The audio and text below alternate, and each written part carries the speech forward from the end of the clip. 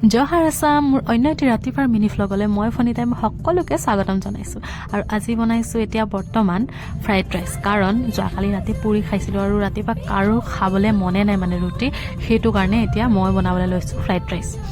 ৰাইচে কৈছোঁ আৰু দেই ভজা ভাত আৰু সেইটো কাৰণে প্ৰথমতে বন্ধাকবিখিনি এনেকৈ ভাজি ল'লোঁ তাৰ আগতে মই কাজু আৰু কিচমিচ কেইটামান ফ্ৰাই কৰি লৈছিলোঁ আৰু এয়া মই চব্জি নিচিনাকৈ ভাজি লৈছোঁ আৰু অকণমান দেৰি ঢাকোনখন মাৰি থৈ দিলোঁ এতিয়া মই যাম ধনিয়া পাত আনিবলৈ আৰু এয়া চাওক মই ধনিয়া পাত আনি ল'লোঁ বাৰীৰ পৰা তাৰপিছতে ভাজি ৰখা চব্জিখিনিত এতিয়া মই দিছোঁ ভাত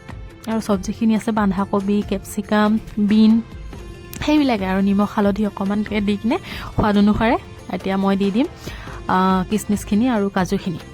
এটা ধুনীয়াকৈ মিহলাই দিম তাৰপিছত দি দিলোঁ ধনিয়াখিনি আৰু ঠাণ্ডা দিনত ধনিয়া কিবা এটা বনাওঁতে যদি দিয়া নহয় তেতিয়া একেবাৰে ভাল নালাগে নহয়নে আৰু ধনিয়া পাত দিলেচোন আপোনালোকে জানে সোৱাদটো ইনহেঞ্চ হৈ যায় আৰু এইফালে মই ৰুটি আৰু বিলাহী বনাই লৈছিলোঁ মা দেউতা আৰু মানুহজনৰ কাৰণে তেওঁলোকে একেবাৰে মানে যিমান যি হওক ৰাতিপুৱা মানে ভাত নাখায় সেইটো কাৰণে মই আমাৰ কাৰণে ফ্ৰাইড ৰাইচ বনালোঁ আৰু তেওঁলোকৰ কাৰণে ৰুটি বনালোঁ আজিলৈ আহিছোঁ বাই।